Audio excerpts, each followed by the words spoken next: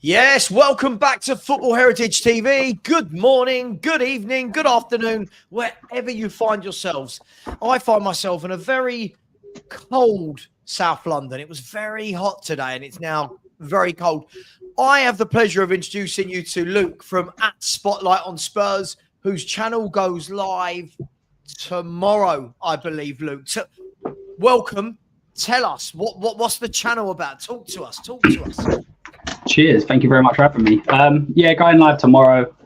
As you said before, got Jules and Spurs Kings TV coming on as well, just to have a little season review, some different views in there, seeing how people feel, and then obviously towards the end of the season we can look back and see whether or not we got it right, what we think was going to happen, that sort of stuff. But there'll be weekly videos just kind of going on what's going on at Spurs, what's going wrong at Spurs, so the videos might be long, there might be a lot of them. And yeah, just seeing how the YouTube world works. Perfect. Well, listen, anything you need, we're here for you.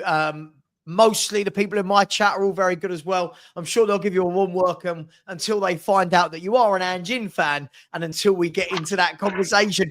Listen, guys and girls, anybody starting a YouTube channel, it is very hard work. Trust me, a lot of people go, oh, it's easy. It is not. Please show some love, show some support. Subscribe to Luke here. You can see the link. I have pinned his link instead of mine in this show. So please subscribe to Luke. Currently, his channel is sitting at 68 subscribers, and we're not going to end the show until we get to 100. We're not ending the show till we get to 100. So the quicker 32 of you go over there and smash that button, the happier we'll all be, our wives will be, your wives, your husbands, whoever you are. Luke, look, before we get going, look, before we talk about the whole Ange situation, and obviously one of the reasons I wanted to get you on and called the show Same Club, Different Views. We've got very different opinions on that side of things.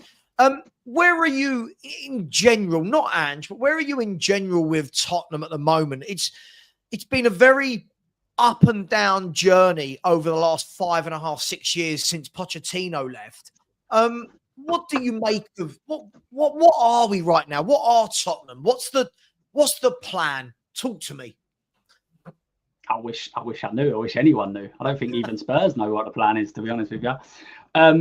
Yeah, I think that part of what you're kind of going on, that is part of the reason why I don't blame everything on Ange's door. I mean, I think that when you look back at some of the issues that we're having now, they seem to be a little bit more prevalent now. But things like injuries, I mean, every time a player gets injured for the last 10 years, you think, oh, it's a little knock, they're out for 6-7 weeks. It's just absolutely crazy. In terms of all the managers that we've had flipping and flopping from one sort of regime to another, you go from like your Pochettinos to Mourinho's. So it's almost like they've got no idea where they want to go. I mean, off the pitch, what they've done is incredible, and I firmly can't argue what's been done off of it. But if they align that to on it, then we'd be an absolute powerhouse. But they're just so far off it. On it, sorry. So yeah, that's kind of where I think most fans are at, to be honest with you.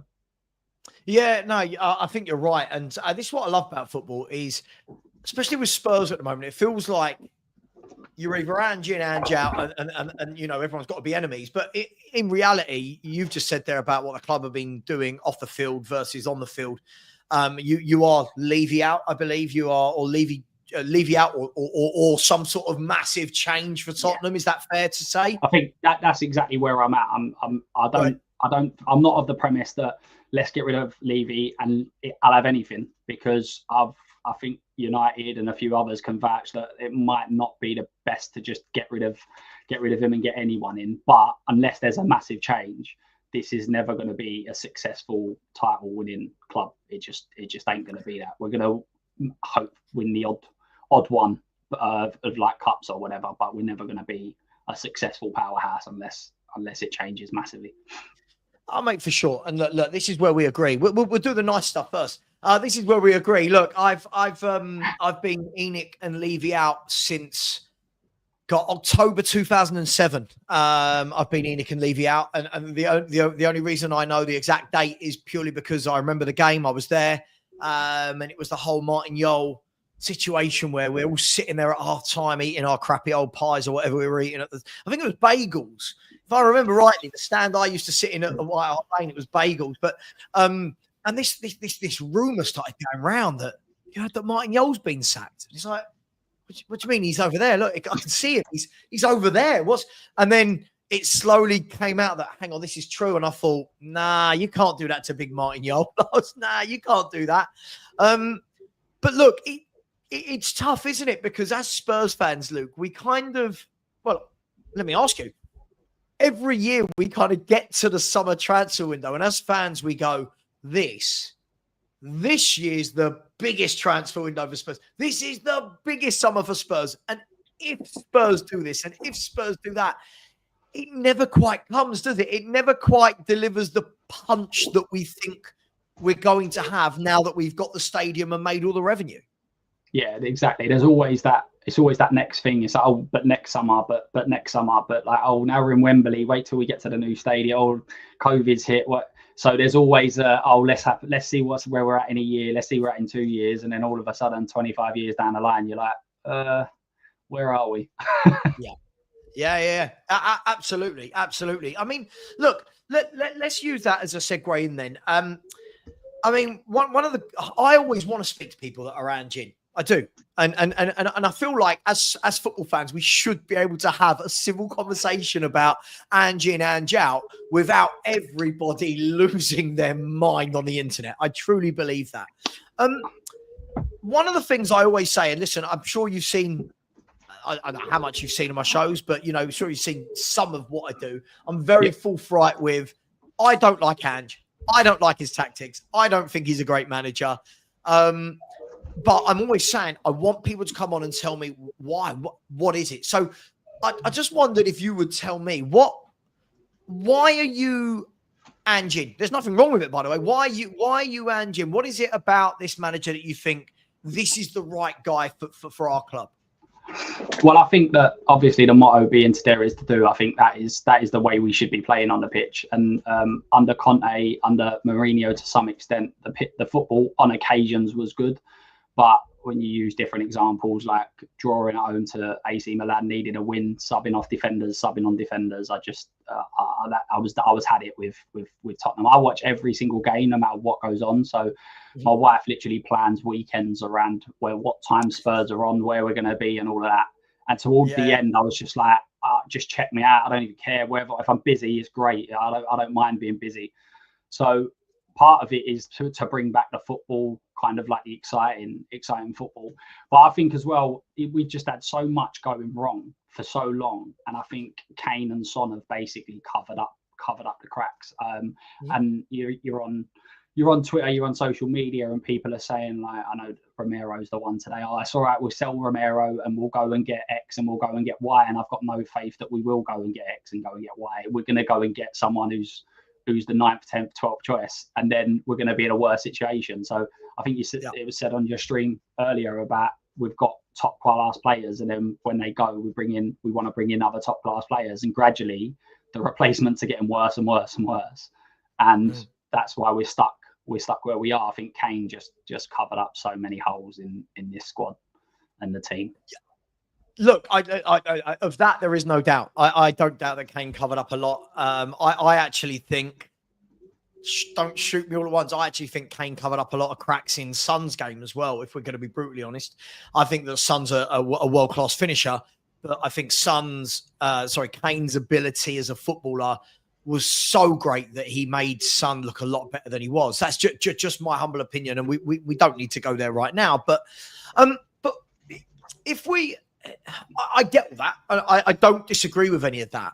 But can I ask, have you seen anything from Ange tactically, as a manager, in-game changes, adapting, tweaking, plugging gaps? Have you seen anything from him where you go, yes?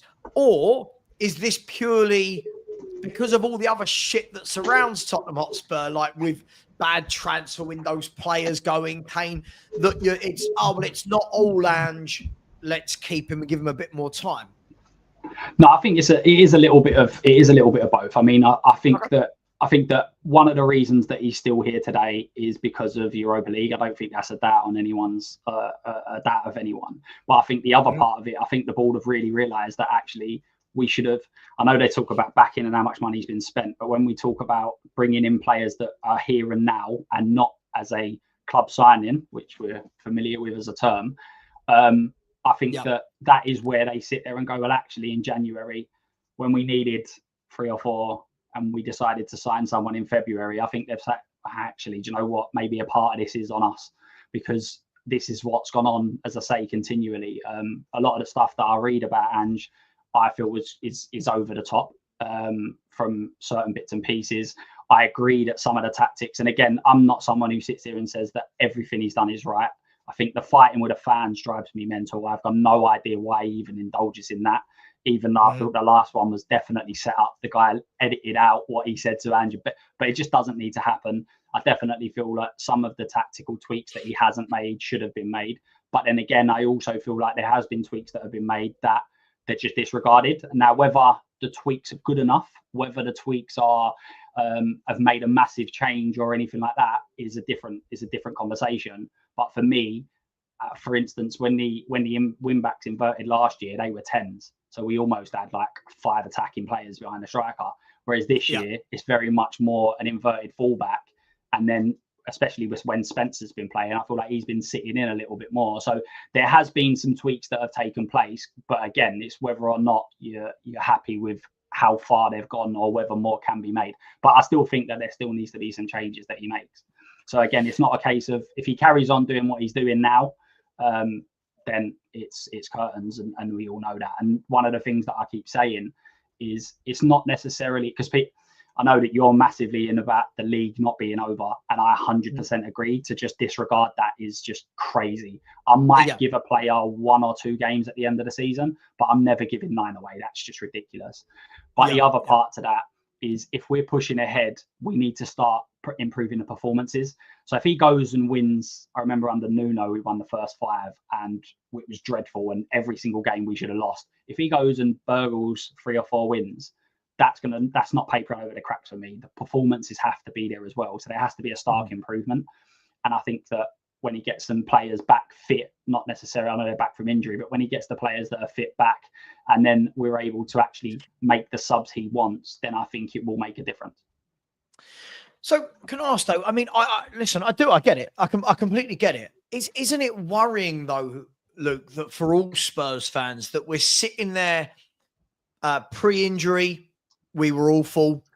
During injuries, we were awful. We're awful since the players have come back as well. At what stage for you, and you might not at all, so I'm not going to lead you with that, but is there a stage for you where you'll look at this and go, well, hang on, it isn't the personnel, it is the tactics. So, for example, you probably see me say this a lot. I, for love nor money, cannot work out how in 2 years as manager of this football club, he has not worked out that every team attacks us down our right back area because Porro's never there. Now, I'm not blaming Porro for that. I'm blaming the tactics. I'm looking at that and going, that should take 20 minutes to work out. That doesn't work. We're 2 years down the line. He's still doing that. Do things like that is that not a concern for somebody that does support Ange? Oh yeah, 100%. And as I say, it's not necessary. I'm not saying that every single tactic he does or everything that he doesn't need to work on things or change things up. But I do think that when we've got a personnel of Porro and Romero, and then we've also got Kulusevski in front of him, then it's a different makeup. Johnson just doesn't ever seem to enter his own half. I find it really, really strange. And I know that that's kind of like a own argument because Ange massively wanted him. But when there's a certain setup in the team, then we do look slightly better. And then obviously Porro, in terms of since he's made his debut, he was one of the best assisters in the league from defensive positions and everything else. So Ange's philosophy is quite clearly, if you don't offer it in if you don't offer it in attack, then you don't play. So from an attacking point of view, he brings out qualities. But 100%, I agree. I think if we have a good enough midfielder, and I know about the whole 6 situation, but I don't feel like it has to necessarily be a holding 6, as long as we've got a defensive midfielder that has some sort of defensive capabilities. For me, and again, people might think I'm wrong, but when Gray played the position, I'm not saying he was fantastic the other day, but when he played the position, he was definitely in a defensive setup better than a Basuma, a Bentancur, Sarr, Bergvall even have been. So I feel like he needs to get in a player that's got some sort of defensive abilities and can see things from a defensive point of view as well. Can I ask you though, isn't that a concern though? He's had, I mean, look, depending on who you want to speak to and who, you know, makes the signings, he's had what, £400 million, 16, 17 new players have come through the door, which is nearly an entire squad. And at no stage has he bought that player. You know, if you look at it, I feel like we've signed 4,000 wingers. You know, like I just feel like we keep buying the same type of player. At no point in my memory, I'm not going to count Bergvall and Gray as kids, but at no point has he gone out and gone, this team needs a defensive midfielder. Whether we want to call it a 6, I don't care for numbers. I know people love, he's a 6, he's an 8. So that I want a defensive midfielder, right? Yeah. He at no stage has he gone out and made that a priority. And that for me is a huge red flag. And that for me makes me wonder, does he want that? Yeah. You know, he alluded to 2 8s. It was some time ago. He alluded to, I don't play with 6. I play with 2 8s. But if ever there was a team, Luke, crying out for a defensive midfielder, surely it is Tottenham Hotspur, isn't it? Oh, no, and as I say, I completely agree. I think if you bring in, and as you say, I'm not a massive fan of numbers really, but if we bring in a player that can operate defensively, then I think it does completely change the way that we set up, especially with the emergence of Spence, which means that from a defensive point of view, we've got a fullback that can defend. I think if he's in the team and then you bring in someone that is more defensive, then we definitely improve. I agree that it's a worry that we haven't brought that in, but when you look back at the players that we've got in there, I mean, Bentancur was obviously brought in for Juve, great experience. You would expect him to be able to kind of do the position. Then you obviously had Basuma, and I think he wanted to kind of give him a go. And last year, up until I think it was the sending off at Luton, he seemed to be he was an absolute beast. And then all of a sudden, he's just fallen off of a cliff. I don't feel like there's certain players he definitely goes out. I mean, I think Solanke and I would say Johnson are ones where he said, they're my guys, they're the ones I want. With all the rest, it's more so of, it looks like to me there's a recruitment plan that's put together where people come and say, this is what we've got, this is where we go.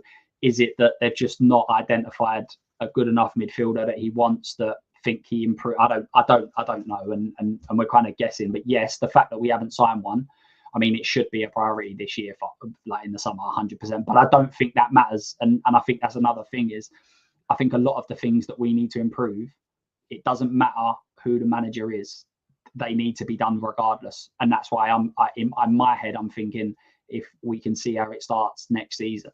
I think regardless of what manager comes in, I think for me, Basuma needs to go.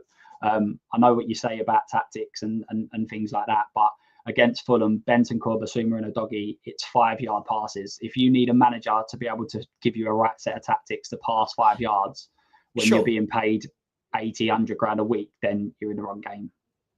No, listen, look, I completely agree with you, but don't you feel that a few people have said this to me that are Ange have said, well, look, let's see how he goes the beginning of next season. The problem is if you wait until the beginning of the next season and it doesn't work again, it will be 2.5 years of not working.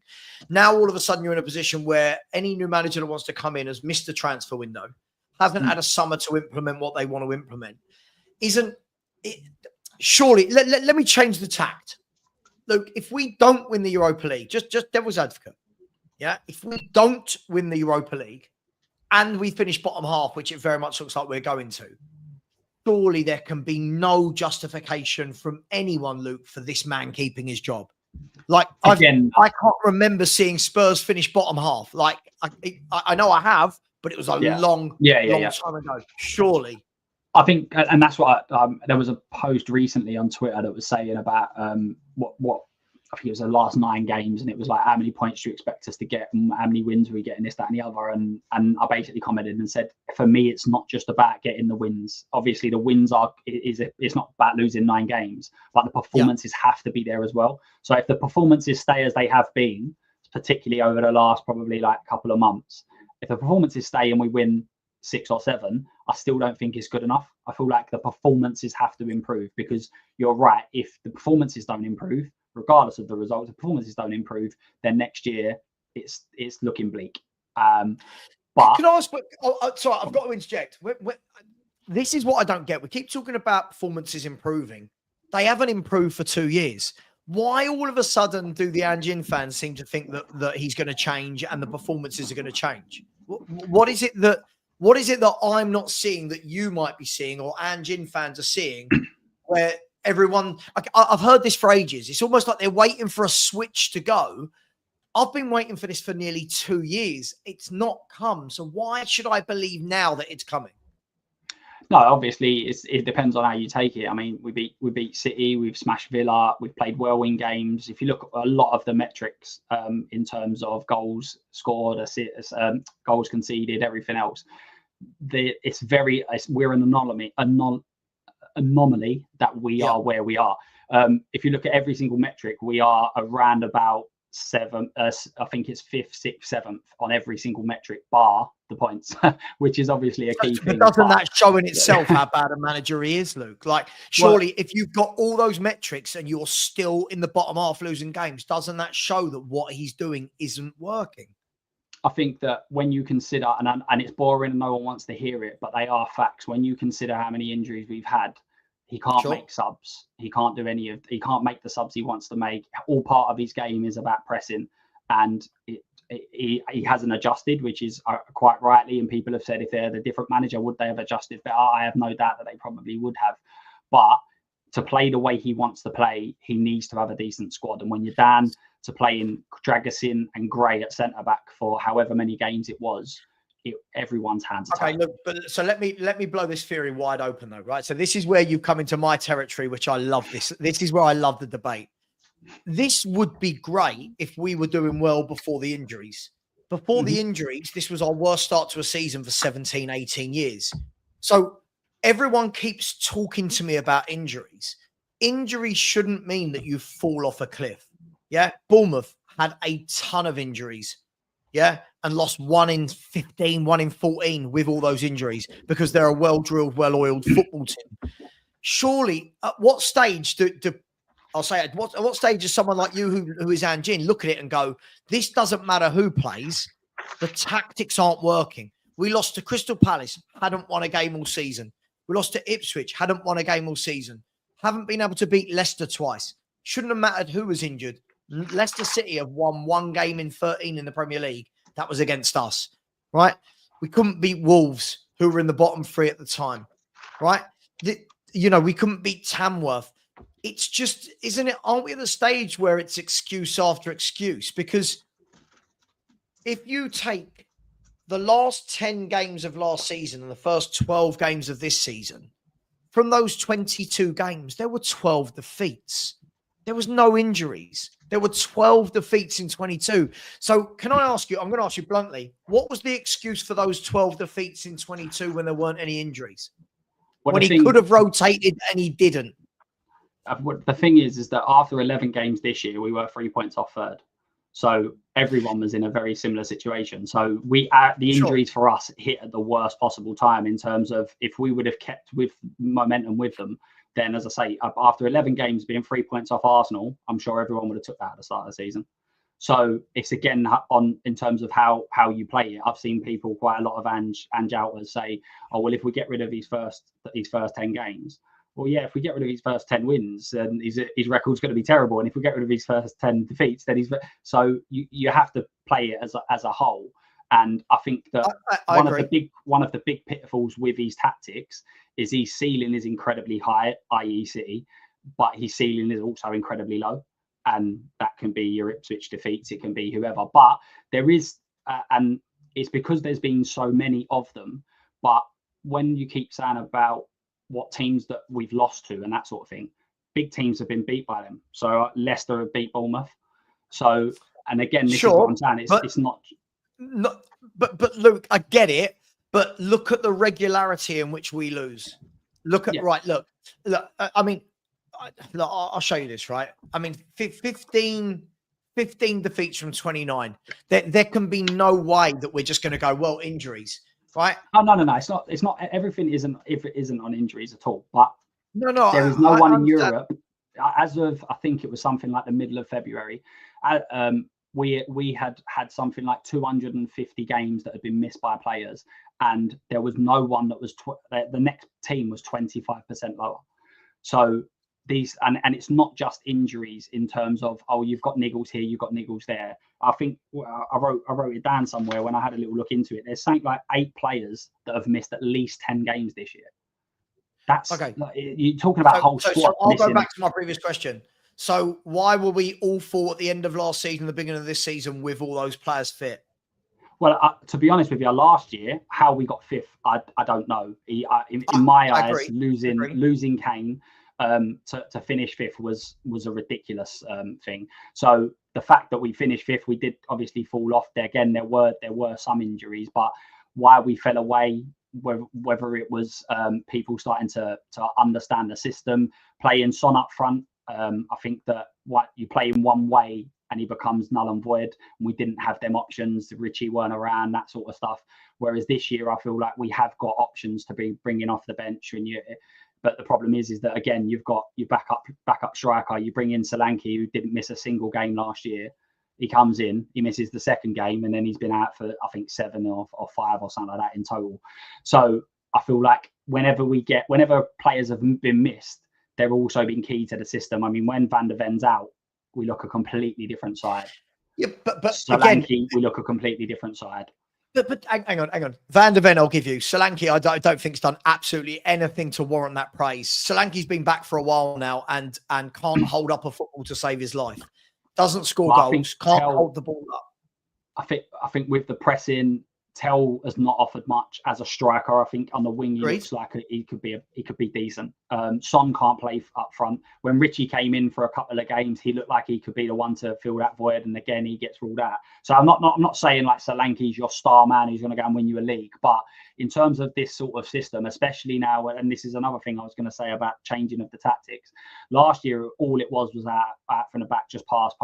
Vicario is now starting to go a bit longer into Solanke, and you just can't do that with your Tells and your Sons. It's just something you can't. I understand do. that, so in terms of mixing it up, it's virtually impossible when you haven't got the players to be able to kind of mix it up. But there's 2 things here. Surely, when you haven't got those players, you find a different way. You do something different, right? That's what he's paid to do. The problem I've got is when you look at his stats as a whole, people always go to the injured games, right? When I look at his stats as a whole, do you acknowledge just how shit they are? Like, they're not great. They are people talk to me about Ozzy Ardiles. This guy's stats are nearly as bad. He is atrocious. Like 15 defeats in 29, Luke, right? Do you know, have a look at this. I'll show you this. Look. Say, we've had 11 defeats in 15 games against the top half teams, right? And only 2 wins. That is absolutely embarrassing. The manager's had 400 million to spend, right?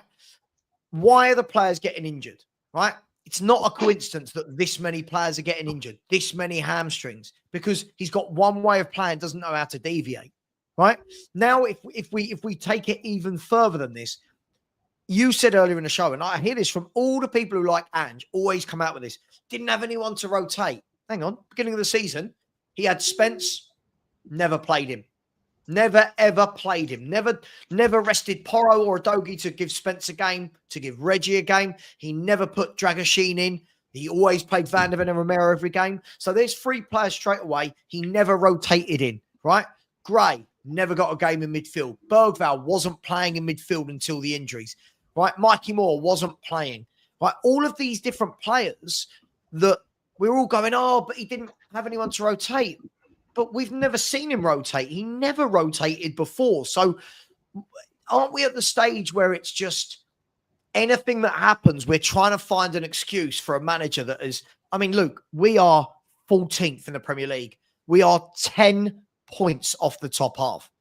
It's not that we are 3 or 4 points. We're 10 points off the top half of the table.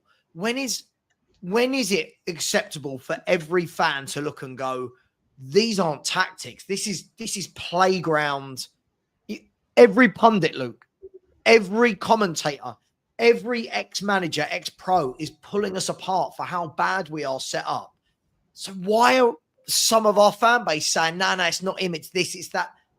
Why are they seeing it, but people like you aren't? Well, I think with the punditry stuff, again, it's literally a case of let's see who can make the most noise. I mean, there was literally in back to when we played, I think it was Manchester United. We the commentators were on there, and we obviously scraped through and won. Jamie Redknapp come out with something along the lines of it's the worst example of how to see a game out. Despite the fact we see the game out, it was terrible, but we still see the game out. I've seen teams not see a game out, so that's by far a worse example. So, and with Jamie Carragher and people like that, they were literally doing with Amorim. They were literally praising him, saying that he needs to make sure he sticks to his principles. There's no point deviating, and then in the same breath saying Postecoglou needs to change. So I don't really listen to all of that, to be honest with you. And it's very easy to look in screenshots and pick out how you should be able to, you could look at Manchester City when they were in their pomp and go, well, actually, there's loads of space in behind. If you was to play this ball, and in screenshots, it's very easy. But the difference is Man City. The difference is Man City weren't losing every week. This is what I don't get, Luke. Right? I understand when we're going to sit here and say some pundits say X, Y, Z to make noise, but we're at the stage where everyone's mocking us now. Like that, I mean, they did some analysis last week or the week before. I forget because of the international break on Spurs on Match of the Day 2, and they pulled us to pieces. And I sat there watching, going, "Yes, this is it." But Ange fans don't see how bad. For me, I can't see. This is only me. I can't understand how someone like you and other Ange fans watches Spurs and doesn't go, "This is embarrassing." Like he's been there 2 years. We're not defensively drilled. We're not defensively coached at all. Everyone can see that. Gaps in the midfield, no matter who plays. Right? 2 years. This is nearly 2 years. He's not drilled the midfield. He's not drilled the defense. There's no attacking patterns moving forward. What? I'm just waiting for that one. I'm waiting for that one moment where an Ange fan turns around and goes, "Do you know what? Yeah, I've seen enough. This is shit." I can't understand how you're still tolerating it. Well, is it the UEFA Cup? That clip come up on Match of the Day, I think it was, and it was about, I think it was something like a 2 or 3 minute clip. And the first 5 things are 2-yard passes. There's a player that's 2 yards away under no pressure, and he's kicked the ball out or he's kicked the ball away or whatever. So again, if you wanna say that's tactics or whatever, if a player can't pass the ball 2 yards and needs to be coached, but that's not the issue, is it? That's not why we're losing games, Luke. Come on. No. Let's be genuine with this. I'm saying about the Match of the Day. The Match of the Day analysis, from what I see, I didn't actually watch Match of the Day, but I know when I see that, surely it's things like this, Luke. Let's be honest, right? I'm not talking about players passing 2-3 yards, right? I'm talking about how many times do we have to see this? How many times do we have to see this is how we are set up when we've lost the ball? This is what we look like. This is playground stuff, Luke. You wouldn't expect this from your kids' team. And I think that's part of the problem is the fact that we give away easy possession so quick. With the Porro one against Bournemouth, the fact that he's in the middle of the pitch doesn't make any difference in terms of tactics or anything else if he doesn't just kick the ball to a Bournemouth player. He's got easy possession. There's no one within 25 yards of him, and he just kicks the ball to a Bournemouth player. Of course it matters about tactics. He is in central midfield, right? The moment Porro gives that ball away, what happens down the entire left side of the pitch? Yeah, that's what I'm saying. But if he doesn't, it's different if a player's in the middle of the pitch and he's being harassed and he's got players all over him and he gives the ball away. You kind of go like, well, look, there needs to be someone making space. There needs to be someone with an option. There was no one within 25 yards and he kicked it straight to a Bournemouth player. So players are going to be out of possession because that's the whole idea, especially nowadays in terms of football, is to make yourself available, be an option for someone on the pitch. So when he's in the middle of the pitch, players are breaking, like Brennan Johnson. I don't know why, but Brennan Johnson is doing what Theo Walcott used to do, and he's just running away from the ball when he should be coming towards it to create an option. But he runs in behind, and then Porro just kicks the ball straight to the Bournemouth player. So no one's set because everybody's we're in an attacking phase, and you've given the ball away under no pressure. Luke, but first of all, ask the question: why is Porro in central midfield? Straight away, forget everything else. That should be a massive red flag. Why is Pedro Porro in central midfield? every single coach and manager that plays against Spurs, if you were coaching against Spurs, you would work all week on getting the ball down the left-hand side because Porro's never at right back, right? So it all ties into tactics. We can say Porro shouldn't have given the ball away. Players are going to misplace passes. Should it happen? Not as much as it does. But the moment he gives that ball away, Kirkes has got 50, 60, 70 yards to run into because Porro's not in at the right back position. The team isn't coached well enough to deal with it. He goes the whole length of the pitch, whips it in, they score. How many weeks in a row do we need to see a team down their left wing and our right back area destroy us? How many times do we need to see this before Ange goes, this isn't working? This isn't set up well. How many times do we have to see that? Like, surely by now you stop, like, Porro, get right back. Like, surely. Yeah, I think that when you look at where we struggle, it is definitely in that position. But again, when you've got your Dragosins and everything else, it's a difficult situation to be in. I think Romero's better equipped. I don't think he's a master at doing covering that space. But that is the big issue in terms of the tactic. I'm not going to deny that. But Porro is also one of our only creative outlets. So that's a reason why, and that's why I think the balance of Jed on the left is much better. But going back to that goal as well, there's a lot of Porro hate. There's a lot of hate on the tactics of Ange, which is, you can argue it either way. But Jed Spence is the one that lets his man go, and they score from that. Now, it's a great cross, and it's an unbelievable finish. I completely agree with you. Jed is inverted. He's in the right position, which is normally not the situation. We've normally got a wing back right the way up the pitch. Jed is in a good position. We've got 3 defenders back there, and they should be able to deal with that in a better situation. So again, it's these little mistakes, and again, it's not all on the players. I'm not saying everything's on the players, but I feel like there's a very clear divide between Ange and Ange out. If this happens every now and then, you go, yes, it's that. But this is happening every game. At what stage do you turn around and go, it doesn't work? Like, it's not. Luke, we've lost 15 games of football in 29. 15, mate. Like, this is relegation form in most seasons. This year has been terrible. And most of last year as well, though, Luke. This is the problem. He's lost 27 games in 57, right? I've never in my lifetime as a Spurs fan seen this ratio of defeats and still have a manager backed. Like, I've noticed this is what I like, and it's good. It's good banter, right? But what I love is every time I pick a fault tactically, it's, yeah, but that player did this. Yes, because he's asking the players to do things they're not confident and capable of doing. He is asking them to play the perfect brand of football where you never give the ball away. And when you do give the ball away, the centre halves will clear everything up. And I'm going to show you something here, right? I'm going to show you. And I always go back to this because this, for me, just summed everything up, right? This, let me just stop that banner for 1 second, right? This was against Liverpool, right? And read the post where it says, anyone blaming this latest defeat solely on injuries need their head testing.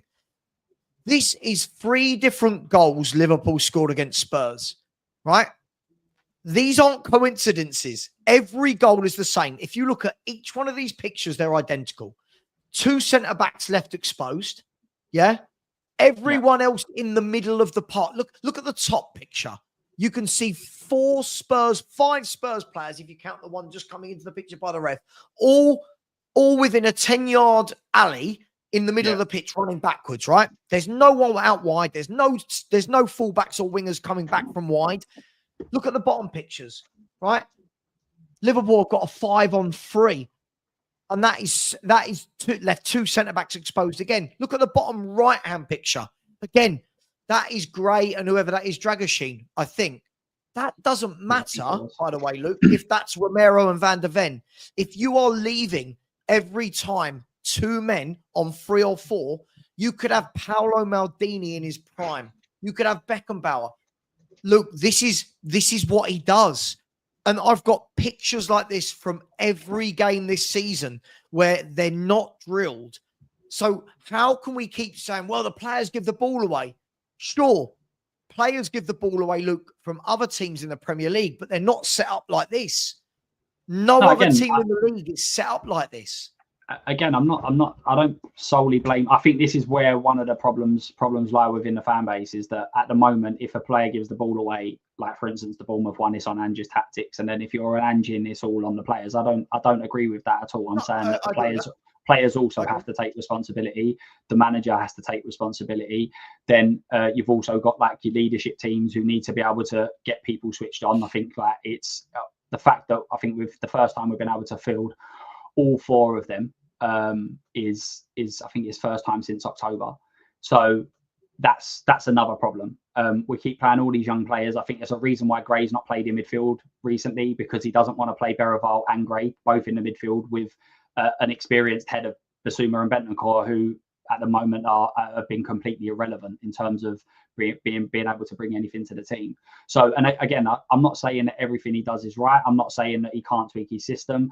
As I said, I think with Porro at right back and then Spence as an inverted fullback over on the left, I think that will bring us a bit more defensive stability. It won't resolve every issue, but I feel like if we get a defensive midfielder in, then I think it will do.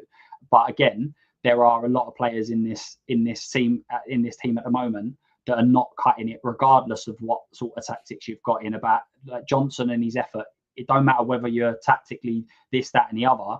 He don't put in enough effort. He's not working a shift. Basuma is so concentrated on doing everything else. Ange sat down with him at the start of the season and was like, "You need to be a leader in this team." The next day he's late. So Basuma weren't fancy. Look, okay, let me retort to that though. Again, Basuma and Johnson, 2 players that aren't being played in their position. Look, do you know what? When I go through this team, who is being played in their correct position? Well, Ange has a different set of tactics, so there isn't really like inverted fullbacks is not something that players have been brought up doing. So it's a little bit of a like with Porro, for instance, he's definitely become slightly now on occasions more of a wing back in terms of getting to the edge of the byline and crossing a ball in. So I completely agree that there are certain different players that are not playing in certain positions. But you look, Porro is not a right back, right? Porro is not an inverted right back that goes and plays in midfield. Udogie is not a left back. We know that. Udogie's a left wing back, right? So you've got 2 players straight away there out of position. Basuma is not a passing midfielder. Basuma is not a defensive midfielder. He is a box-to-box midfielder that gets the ball and drives forward, and he's being asked to do the DM role, right? James Maddison is a playmaker. Ange has got him spending all of the game on the halfway line because nobody gets the ball to him in attacking midfield. And when he does, he's got 2 fullbacks in there with him, 2 centre mids in there with him. The 2 wingers have inverted with him. Brennan Johnson is not a right winger. Brennan Johnson is an inside forward who wants to be through on goal. Sonny is not a left winger. He's an inside forward. Solanke's a centre forward who's always playing anywhere but up front. Surely, if we got another manager in that didn't try to, for me, I call it a vanity project, Luke, for me. Right? I think this is a vanity project where this manager's going, I get it. I get what he's trying to do. I do. I understand that, Luke. I get what he's trying to do. But I feel like you've got to have the best 1 to 11 in world football to achieve it. And yeah, even then, his ceiling is incredible, but the floor is just as bad, and we need a balance. But I think that was what we had previous to that. We was at one extreme. I remember there being time and time again where it was a case of, why are you dropping back? Why are teams dropping back? Why are our defenders dropping back? And the manager would come out and go, I've not told them to do that. And the defenders would come out and say, the manager, it was just a mentality thing. And I think we've gone the complete opposite way now, where everything is just go forward, gung ho, and it needs to be drawn back. But what I'm trying to say is, I feel like we've come away from that as a fan base. This is what we wanted. We wanted attacking football, and I agree that recently it hasn't been up to scratch. But again, when you look at the fact that I don't think Brennan Johnson's good enough, I think Son's dropped off massively, and as you said, Solanke's not scored a whole heap of goals, but yet we're still second top scorers. So there must be something in that attacking phase that is been doing right. Because I'll tell you what it is. Do you want to know why we score so many goals? The funny thing is everyone celebrates, oh my God, we're like second top goal scorers. Yeah, well, if you don't worry about anything defensively, you're going to score goals.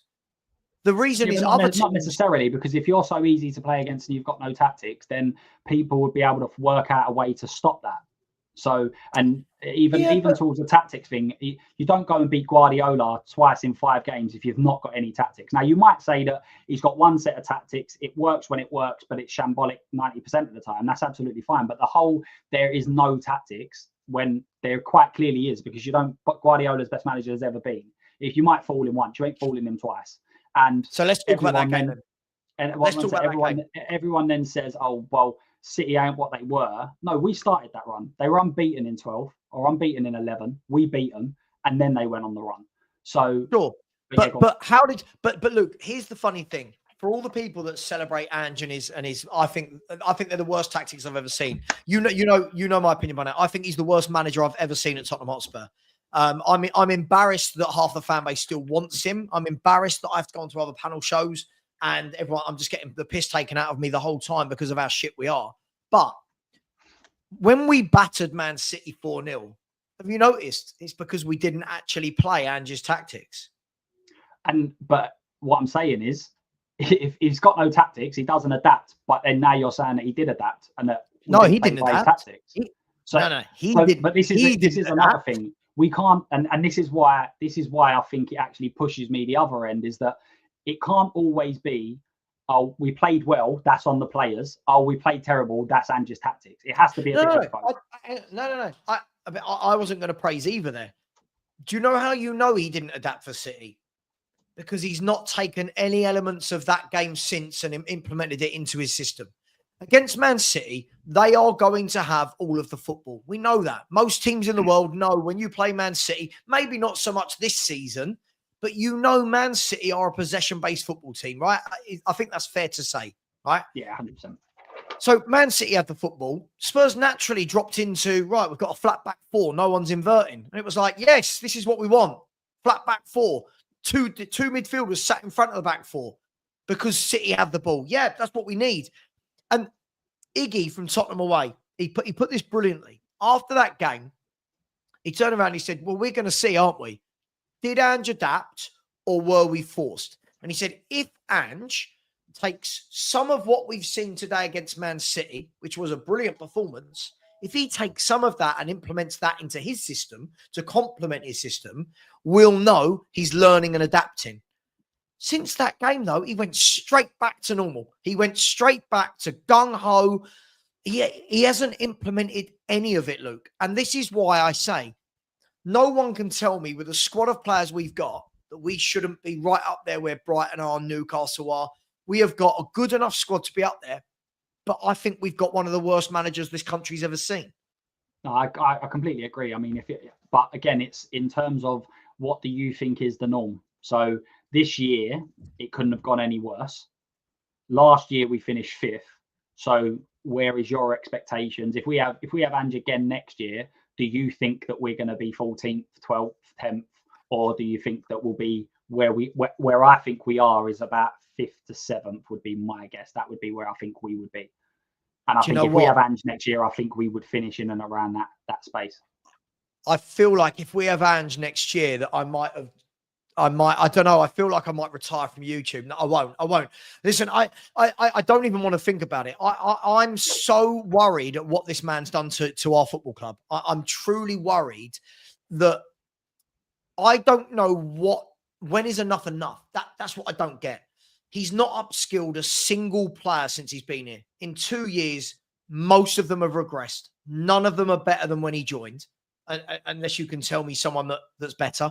I think obviously at the moment we're in a terrible run. So I think if you asked that question at the end of last season, I think people would have said that the doggy's better than they thought he would be. I think you could even go as far as saying Kulusevski's improved massively. Spence is definitely improved. He's not the player that we see with Spence now. Is not the player that was at Genoa, because if they would have signed him for 8 million. They chose not to. They didn't want him. But again, Spence is playing not because of Ange. Spence is playing because of injuries. Ange didn't even put this boy in the Europa League squad. Yeah, but again, why did he not put him in the Europa League squad? Because we didn't have a squad that we could put. It was 2. We had to leave 2 spaces again. So when that decision came out, everyone went, "Oh, well, actually, we've got Austin, who's never played a game. He's never going to play. Thank God he put Forster in, because otherwise, if Vicario's injured, we're sodded." And then now, in hindsight, everyone's gone, oh, why didn't he put Spence in? Well, because if he put Spence in, Forster wouldn't have been playing. It would have been Austin, and nobody knew how good he was because he played 4 games in the MLS or whatever it was. So it's very easy in hindsight to say, but the facts are is that. But it wasn't hindsight. We were all saying it at the time. At the time, turning around, going, he's taken one right back. He's taken one right back for a whole Europa League campaign. Then people like you are going, but he had no one to rotate Porro with. Yeah, because you didn't put the other right back in the squad. Why was Timo Werner in the Europa League squad? Yeah, I mean, I at the end of the season, I think Timo Werner is exactly the type of winger that he wants. He wants a winger that's direct, attacks the byline and gets the ball in it. But I don't know what from the first loan was okay. I thought, well, if we're not going to get much more in, he can come in as an option. But this year he's just been absolutely horrendous. But again, we go back to it. The Europa League squad, we could only have 23 players registered because of the terrible planning that's been put together by this club. This predates Postecoglou. The fact that we are a top whatever club and we can't register a full squad in the Europa League because we don't have enough homegrown club trained players is a disgrace. If we would have had that full complement, he wouldn't have needed 4 goalkeepers. Then he would have had 3 goalkeepers and Spence may have been in it. But the fact that we don't have that capability is another thing. Can I tell you why I don't believe this? Can I tell you why I'm not believing this? It's because he tried to sell him in the summer, right? Yeah. He tried to sell him in the summer. That tells you he didn't want him. He leaves him out the Europa League squad, tells you he didn't want him. Didn't rotate him in for Spence or Udogie in any league games. It tells you he didn't want him. Aren't we getting to the stage where now it is just excuse after excuse after excuse? Like, this manager has lost 19 games of football this season. 19 in all competitions. If that was happening to a club down, I always say this, Luke, right? I always say this, right? If you step outside of Spurs, right, and looked in, we would all laugh at just how bad this is, right? Yeah, if one of our rivals had this manager and were playing like this, we would laugh our heads off at how bad it is. We've done that with Arsenal. We've done that with Arsenal and said, yeah, keep Arteta. We've done that with United about keeping Ten Hag and everything else. So it has happened. This isn't like a new thing. No. Sorry, Ten Hag and Arteta were never this. They were never this. No, but we were saying we wanted them to stay. They were like, when Ten Hag signed a new contract, everyone was celebrating. So it has happened at other clubs as well. This isn't but not to this point. You've got to remember, Arteta has won a trophy at Arsenal. Ten Hag's won 2 trophies at Man United. Right, this guy's got us 14th in the Premier League. Has lost 27 from 57 league games.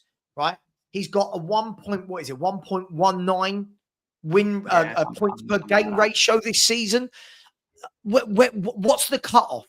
I'll ask you this: if Spurs don't win the Europa League and finish 13th, has he got to be sacked? As I said, I don't think at the end of the season, so it's, let's say we're out of the Europa League, the end of the season, unless there's a drastic upturn in results or performances, then I think he's gone. But the other part of that is, I don't know why, but I have a feeling that he's holding on to Postecoglou for 1 year because I think he wants Poch in 26. Now, listen, that's something I could get on board with. I feel like he might be doing that. But for me, I'm at the stage where I would rather one of your kids. I would rather my dog manage Tottenham Hotspur than Ange Postecoglou. Aren't we at the stage, Luke, where he's fighting with his own fans, right? His captain and vice captain came off of a game, sat on a bench and said to each other, it's the same thing every week. Like, surely, right? You've got Jed Spence who's sitting and telling Rio Ferdinand that the players aren't allowed to deviate from these tactics whatsoever, no matter whether they're under the cosh, whether they need a brief. A lot of clubs are not allowed to. That is the situation. There's a lot of clubs that's not accepted. This is the way. And I know what you're saying about Postecoglou saving face. A lot of managers do that now. That's their style. And whether you agree with it or not, he was. But not when it looks like this. Exactly not when your style looks like this, Luke. Well, no, obviously, in most circumstances, they would obviously be sacked. Obviously, that is what it is. But the whole idea is that you don't bring in a man and say, and let's be honest, I'm not saying I wanted Ange Postecoglou. And again, we go back to who we would possibly bring in. I mean, when we had, what's it been, the 8th choice, the 6th choice, and the 5th choice in terms of the last 4 managers. So it's I don't expect them to get the next one right. I don't.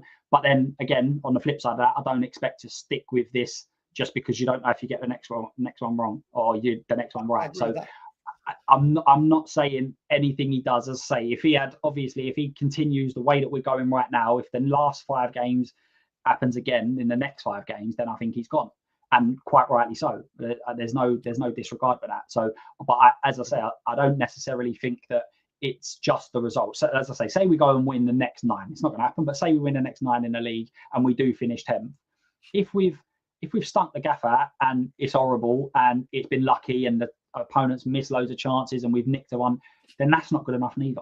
The reason he was brought in was because he was delivering attacking football. He was delivering high energy, good pressing, and unless he brings that in the next few games, then I think he's gone. Yeah, look, I don't disagree with you. Listen, I need to do a few super chats, and then we'll come back to this. By the way, before we do the super chats, please subscribe to Luke. He's 23 away from his first 100, which would be amazing. Before he's even gone live, he's got 77 subscribers. His first show isn't even until tomorrow, so if we can get him going into that show, he's got a really good show planned with George from Durag Diaries. I love George, really good character. Please, it is pinned. Luke's link is pinned. I haven't had a single subscriber all night. You tight gits. You're like Daniel Levy. Please help me get to 17,000. And on the likes, wow, you lot are really tight. 368 of you in here, 104 likes. That should be well over 200, guys. Come on. Can we please all smash that button now?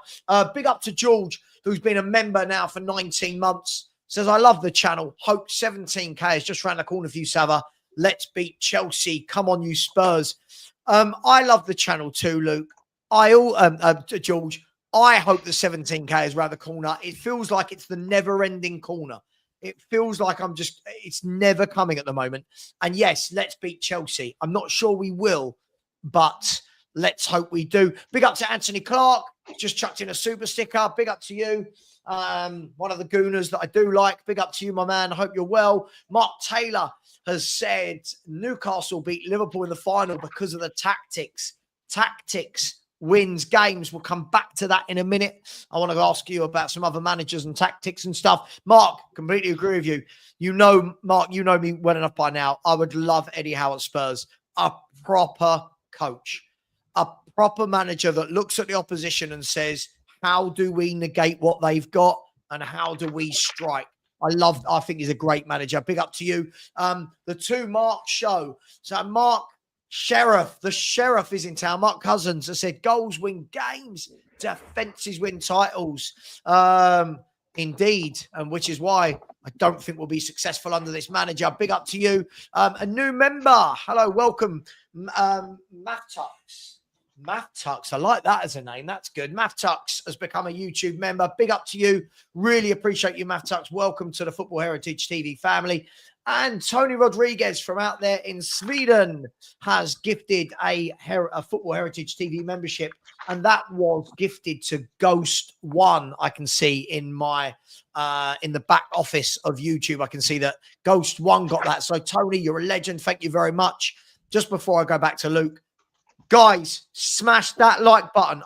Otherwise, Luke and I are just going to sit here and not talk for an hour. Just kidding. Please, could be worse. Please smash the like button. Only 128. And thank you. One person has subscribed to me. What is happening with Luke's channel? Let's have a look. Come on, guys. 82, 18 away from 100. We're on a countdown. Luke. Sorry. I think you've got to flip it the other way. I think you've got to say, we're not going to sit here in silence. I'm going to talk about Ange. So get relaxing, or I'll continue to talk about Ange. Yeah, absolutely. Big up to George. Subscribe to Durag Diaries as well. Got to get you back on again soon, George. Good chat of you last time, mate. Look, let's have a look at this. Like, we are in the Europa League. I'll try and find a bit of positivity from within me. We are in the Europa League. We're going to win it, aren't we? We're going to win it. I'm not sure I've got that in me at the moment. Look, what I would say is anyone who's in it, you're at the quarterfinal stage, you've got a chance. Do you truly believe we will? We haven't had this chat yet. I don't know. Do you believe we will? Do you believe there's a big chance, or are we now coming up against the better set of teams and we haven't really been tested so far in the tournament? I think there is a bit of that. I know that there was a lot of fans that were saying that we was on the good side of the draw, which I didn't agree with. I feel like Alkmaar was a fairly easy one, but it was, for me, there was clear favourites in the other games. So it was always that the lesser team was going to lose and the better team was going to win. So I feel like both routes are quite difficult. But at the end of the day, I mean, we got League Cup, we had to beat City and United, then we played Liverpool and obviously went out of that. So I feel like we can do it, but I feel like we're going to need to have a massive home leg. I think the crowd, one thing I must say, I think the crowd has been unbelievable this year in terms of when the players have needed to be backed, when the games have been big. I think the crowd have done well. So I think if we can get a good solid win at home and again keeping players fit, then I think we have an okay chance. I don't know how we're favourites personally, but I think we should definitely be looking to win these sorts of competitions. Do you know? So see, for me, what I'm worried about is I think we've had it really, really easy in the Europa League so far. I think that he's had the easiest run I can remember of any manager in any competition. This has been nice. Now the test comes. I've said I think we beat Frankfurt at home, and I think Frankfurt beat us away.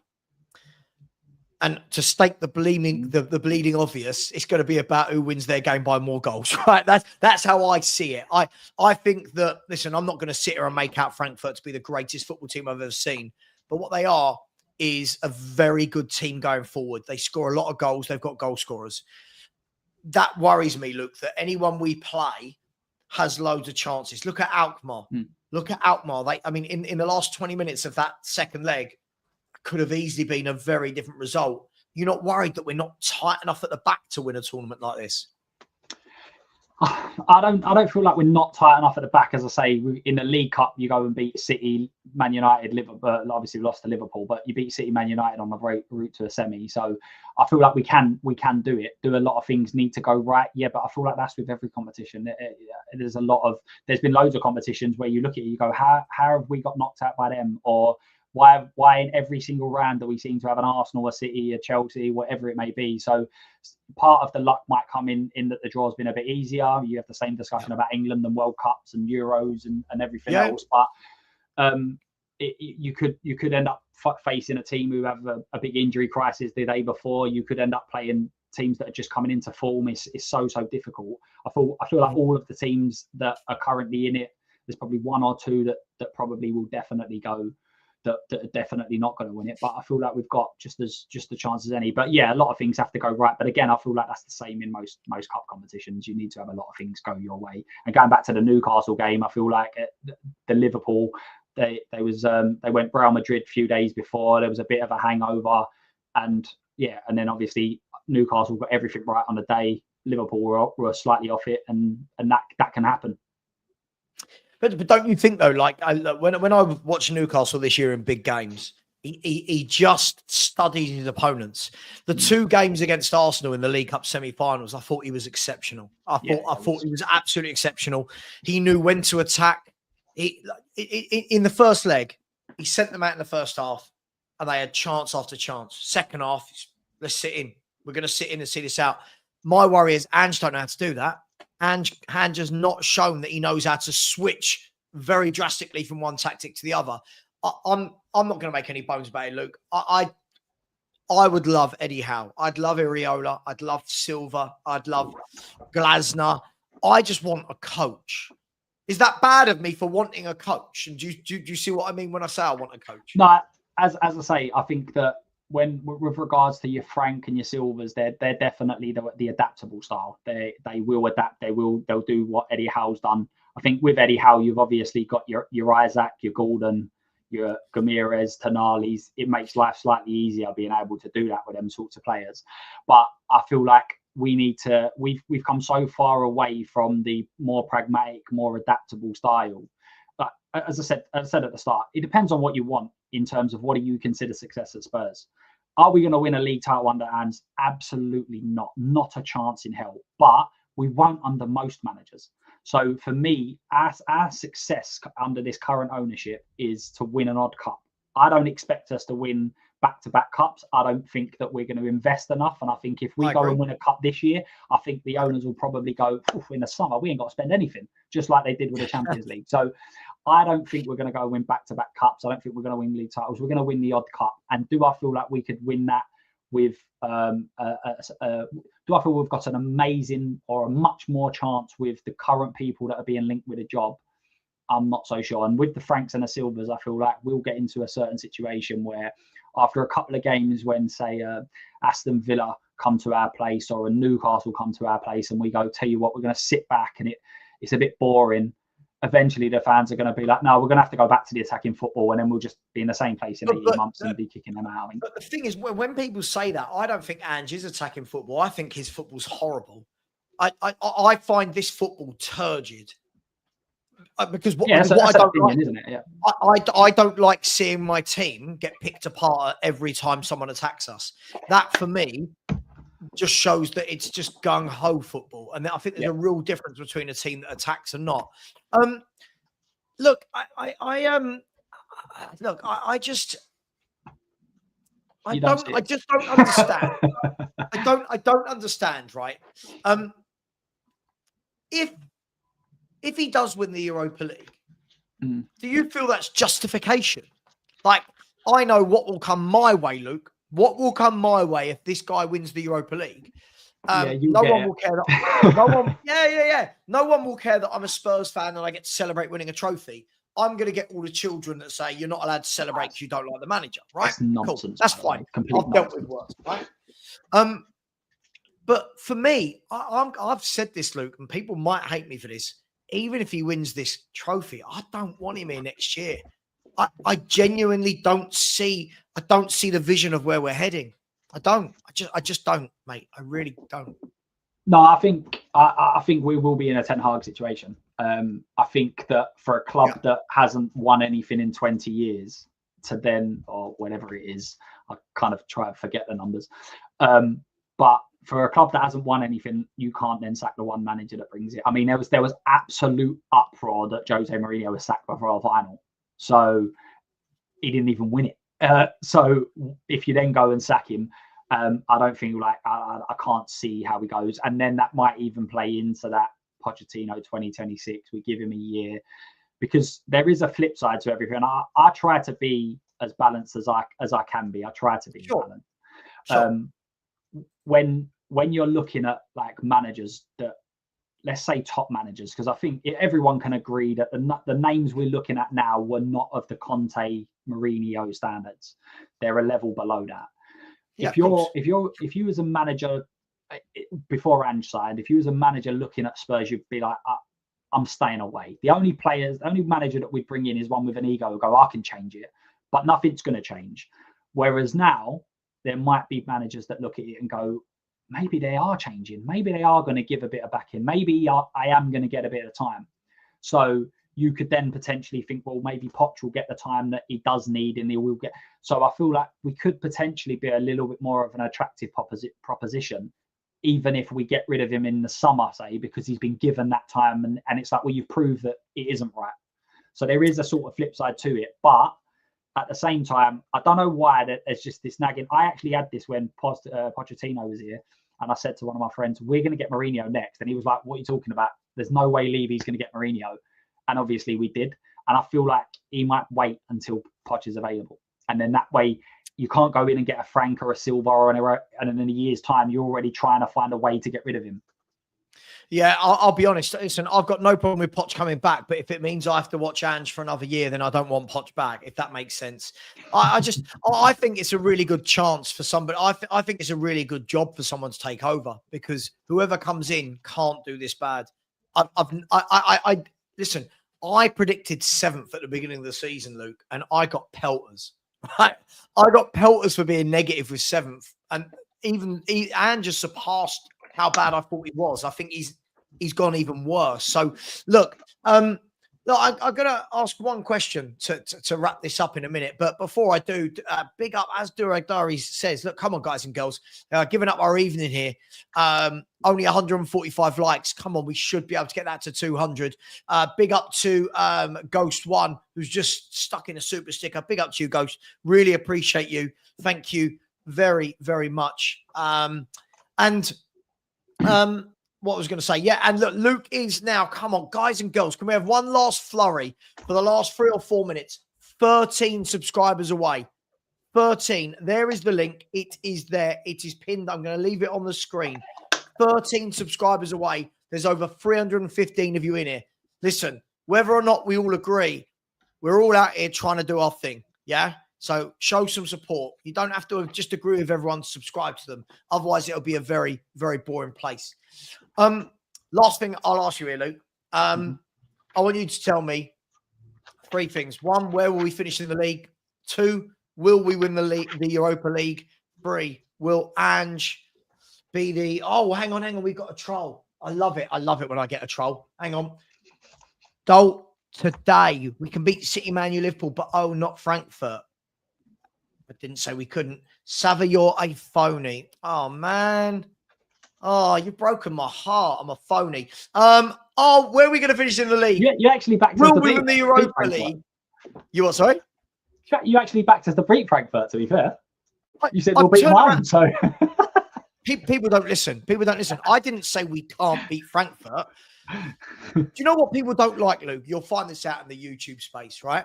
People don't listen great. If you ask me, will we beat Frankfurt? Right? And you ask me the question, can we beat Frankfurt? There's 2 very different questions. People don't like, can we beat Frankfurt? Yes. Will we? I don't think we will. Doesn't mean we can't. Doesn't mean we won't. I just don't think we will. And people lose their mind. So let me get back to this, right? Listen, right. 1, where are we going to finish in the league? 2, are we going to win the Europa League? And is Ange the manager on the opening day of next season? Well, if I say he's the manager next season, then that means we won the Europa League, because otherwise I can't see it. So I'm going to go with, so we're 14th now. I'm going to go with, we will finish 12th. And that is probably optimistic because we have got some more games. But I think we're not going to finish below where we are. So I'm going to say 12th. Will we win the Europa League? I'm very 50-50 on this. It depends on what day you catch me. I'm going to say we're going to win it, and then I'll say Ange's here. And then at the end of the season, you can clip that. And at the end of the season, when we're 14th, we get knocked out at Frankfurt, and we've got a new manager. Then everyone can come into the chat and laugh. Yeah, listen, do you know what? I wish it was a little bit more of that, to be honest. What I find truly funny is if you get a prediction wrong as a YouTuber, right, you're going to find this out. Everyone comes at you as though you have killed their mum or something. Like it's, you were wrong. It's like, oh, all right. I'm sure everyone gets predictions wrong. You're going to find this out the hard way, and I look forward to seeing you deal with it. You can't change your opinion neither. That's what makes me laugh. If we go and lose the next 9 and then he gets sacked, I'll just go, all right, I was wrong. But you can't do that. Yeah.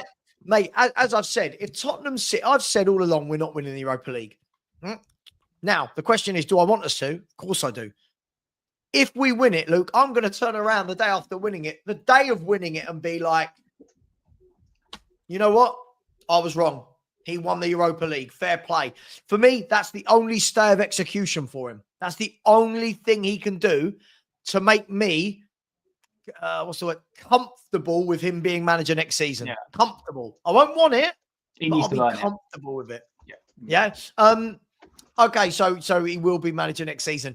Guys, girls, I am going to leave it there. Let's just see. Guys and girls. Oh, my gosh. Come on, people.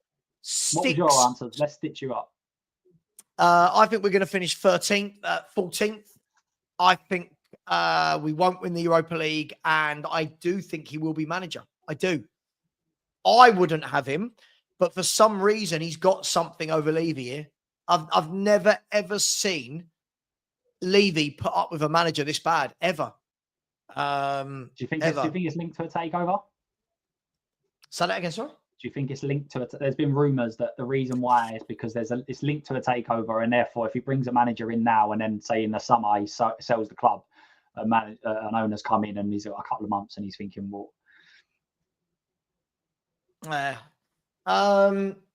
look, I don't know. With Spurs, anything is possible, right? It could be because look, honestly, in all the years we've had Levy, he's never let something like this go on. He hasn't. Yeah. He's sacked managers for a lot less, and yet this manager has lost 15 games this season. He's on course. By the way, did you know this? Spurs' lowest ever points total in the Premier League era is 44. Right? We're in danger of not getting to that number.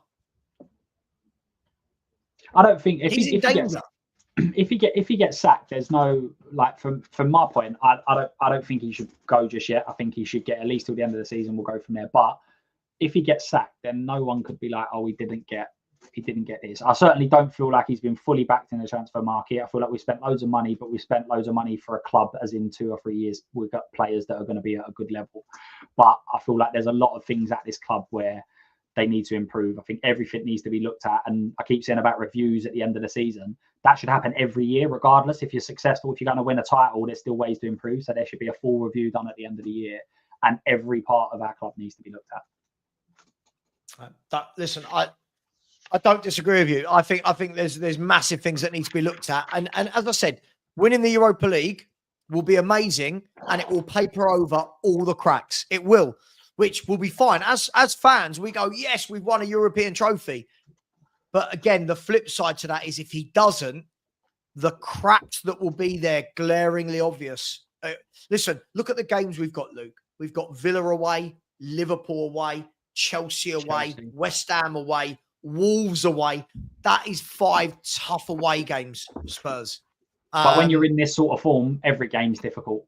I mean, you shouldn't be looking at a Wolves away and thinking it's difficult. Like Arsenal, they're not looking at Wolves away thinking it's difficult. But when you haven't won in God knows how long, or you're in a bad run, every game in the Premier League looks difficult, doesn't it? So, but yeah, I agree. I think it is a tough here. I agree. I think every game's difficult when your manager's shit. But hey, listen, it is what it is.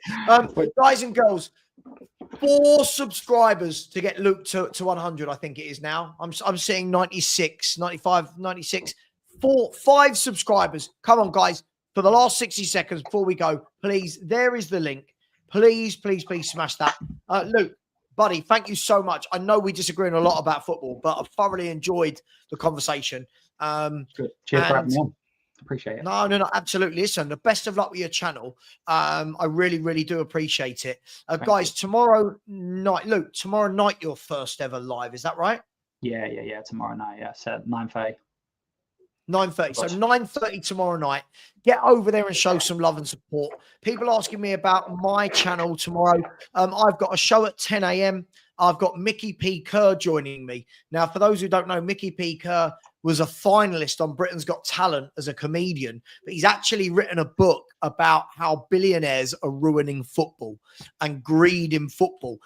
He's releasing that book very shortly. So he's going to come on my channel and talk about it. I think it's a really interesting conversation. So join me same time as normal tomorrow, 10 a.m. And then in the evening, I'm going to be with Phil P, Lubo, Ben, a few others. We're going to be at Leyton Orient watching Leyton Orient v Stevenage. And Lubo has said we might get to meet Jamie Donnelly. So if we do, I might see if he'll say a few things for the camera. Luke, really appreciate you, my man. Thank you so much for giving up some of your evening. Thanks for having me. I'm gutted. I can't leave this on 97. I promised him 100. Can we please 3 more? 3 bloody more. When Ange is sacked, I'll give a celebratory Ange out for anyone else. 3 more. I'm sure you can do it, guys. Listen, thank you very much, guys and girls. Really appreciate you. Thanks for all your support to my channel today and to Luke's. Take care. And as always, come on, you Spurs.